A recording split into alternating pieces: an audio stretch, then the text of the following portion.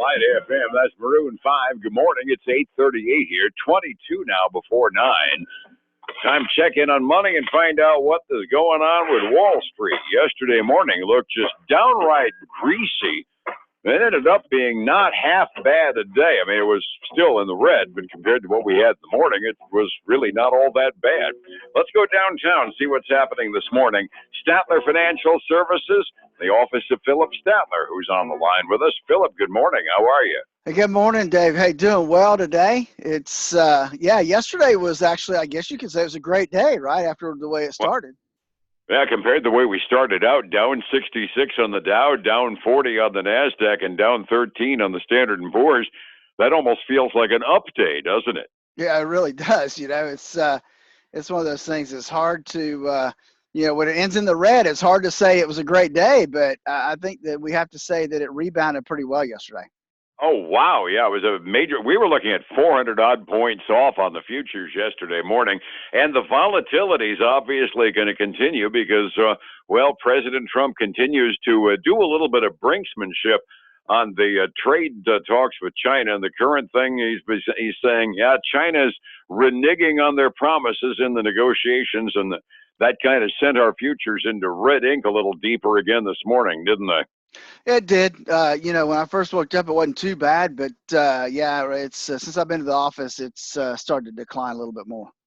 Understood. Global markets aren't overly happy with us either. The European Central Bank this morning announced that they've lowered their growth forecasts for the European Union. Why? Well, they're concerned about the U.S.-Chinese trade jitters going back and forth. So when we sneeze, other people get a cold as well, and it's starting to go across the pond as well, which doesn't help the situation one tiny little bit. Well, that's true, Dave. I mean, let's face it. We are now a world economy. We've been a world economy for quite some time. And so when things happen overseas, it may not have an immediate effect, but eventually it's going to affect our economy and then thus our markets. Absolutely. And this, it's safe to guess anyway, that the odds are this is a temporal kerfuffle over trade. How long it's going to last and how much money it's going to cost people, well, that's obviously up in the air. Stocks are trading, though. There are things going on, and you told me that one of your articles was saying this is going to be the biggest IPO week in years, and the marquee of the bunch is Uber is going to go public. What a concept! Yeah, we got Uber. Lyft went out last month or so, and now we got Uber coming out in IPO. And it's going to be. They say that this week will be the biggest week for IPOs since back in 2015. So a lot of stuff coming out this week. Uber is going to be kind of fun to watch because when Lyft kind of jumped the gun, the other rideshare service, everybody was kind of disappointed in their performance after their initial public offering. Now, Uber has gotten more than its share of the negative press from the rideshare business, but they are kind of the big kahuna on the block as far as that industry is concerned. It'll be interesting to see what investors respond to it with money. Well, it will be. It's going to be interesting to see how it plays out, and will it follow the same indications that Lyft did, and will Uber kind of be in the same boat, and we'll just have to wait and see. It's going to be interesting to watch. In the interim, we are still in earnings season, and there are a few household names that reported their quarterly earnings reports. The few that I found weren't looking all that good. Do you have a picture of what it looks like this morning? I got a mixed bag this morning as we get ready to look at different things. We've got several pharmaceutical companies coming out. We've got Allergen. They beat estimates by 24 cents a share, which you would think would be good. Came in at $3.79 a share. Revenue was also above what Wall Street had forecasted, and they're relating it back to their existing product line. Botox had a good quarter. A couple of their products had a good quarter, and they also raised their full year forecast. So you would look and think that everything I just said, we would expect that I would tell you that they're in the green this morning, and that's just not the case today. I was looking at my big winners list, and I don't see a doggone thing that says Allergen. Nope, they're actually down right at 1% this morning. Yeah, so that's sometimes it's hard to tell why things are happening the way they are. But I mean, especially since they increased their full year guidance. That doesn't make any sense. But then again, sometimes you look at a sector situation, and there's another one of the big pharma companies that's really getting beat up in Regeneron, aren't they? Yeah, and it could be. You're right. I mean, it could be a reflection that Regeneron is forecasting out for other pharmaceutical companies because they had a pretty big miss. They missed by a little over $1 a share, which is a pretty big deal.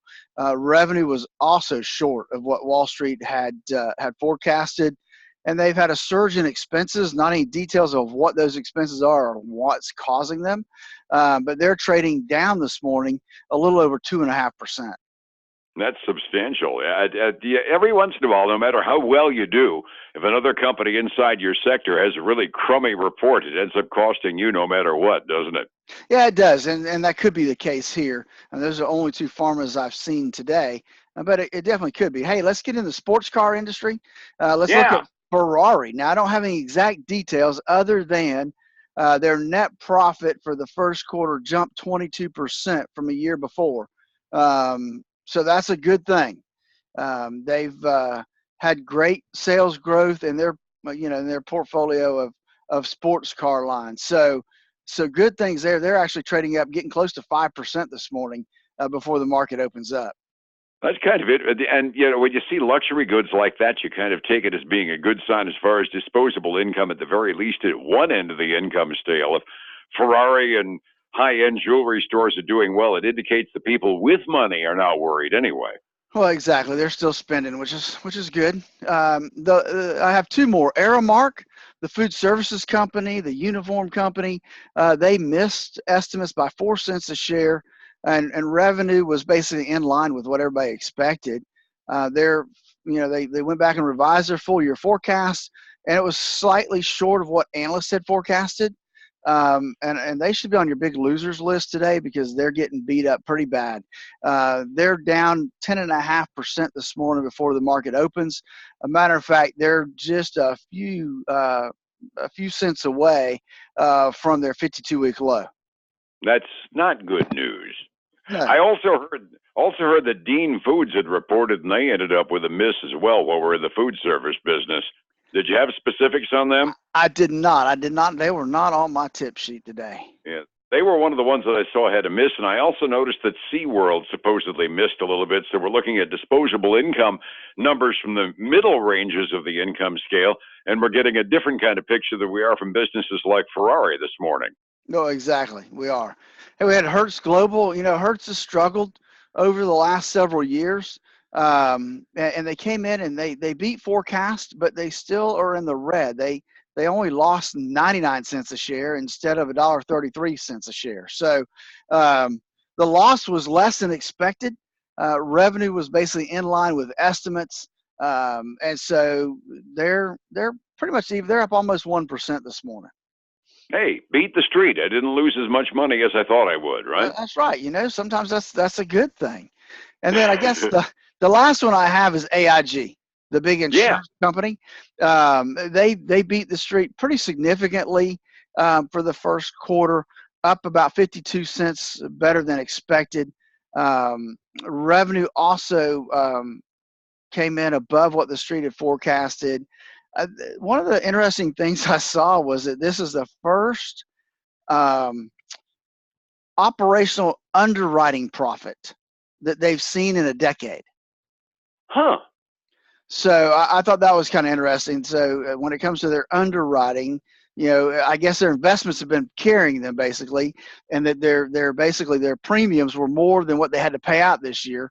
So that was a good thing, and they're trading up a little over 6.5% this morning. I knew something had happened there because they were toward the top of my big winners list this morning. Setting the table, again, we mentioned the outset, it was a really, really crummy opening yesterday morning about this time. So when we get to the final close and we find the Dow was only down by 0.25%, NASDAQ down by 0.5%, and Standard & Poor's down by a little less than 0.5% yesterday, anybody would have to call that a good day relative to what we expected. Now we got more trade kerfuffles and a few kind of negative surprises on the earnings front. 45 minutes before we open this morning, Phillip, are we going to be bathing in red ink or just dipping our toe into it? Well, it's not just dipping your toe this morning, Dave, but it's not near what we saw yesterday at the start of the day. But still, not, the red's nothing to sneeze at today. The Dow's down 155 points, which is 0.6%. The S&P 500's down a little over 17.5, which is about 0.6%. And the NASDAQ's down 57, about 0.75%. And we've got gold and silver both trading down. Crude oil also down almost 1% to $61.67 a barrel. I hope it keeps going. I need to fill up this week. I wouldn't mind one tiny little bit. Overseas, Asia recovered a little bit. They were mixed. Japan was off, but the Chinese markets generally covered a little bit this morning. Europe generally trading down, Phillip, by looking at the interest rates on the bonds. 10-year Treasury bills are down by 5 basis points this morning. There's definitely a flight to safety when things get hinky on the equity market, aren't there? Yeah, there has been, and it's continued. Even last week, it was trading down. I mean, we're down below 2.5% yield on the 10-year Treasury. Right now, my ticker says 2.473. So, that's an indication that people are moving more towards safety. Oh, yeah, your 2.47 is 6 basis points down from yesterday, and that's a pretty substantial move. Somebody want to get some insurance for their retirement. That means stability, and that means an investment portfolio you can count on. How would I get a hold of you for advice, Phillip? And then give us a call at 863-382-0037. Hey, follow us on our website at statlerfinancial.com. And then like our page on Facebook. We post a lot of stuff there. It's Statler Financial Services. Find it there, like our page, and keep up to date on different things that happen in the financial markets. And then every weekend, Dave, they can join us for the Statler Financial Radio Show, noon on Saturdays, 10 a.m. on Sunday mornings, on News Talk 7:30 a.m. Fresh information every single week on News Talk 7:30 at noon on Saturday and 10 o'clock on Sunday. Phillip, thank you so much, and more fresh information here, same time tomorrow, right? That's right, man. Take care. Hopefully the markets will bounce back up off this low, but we'll find out in the morning.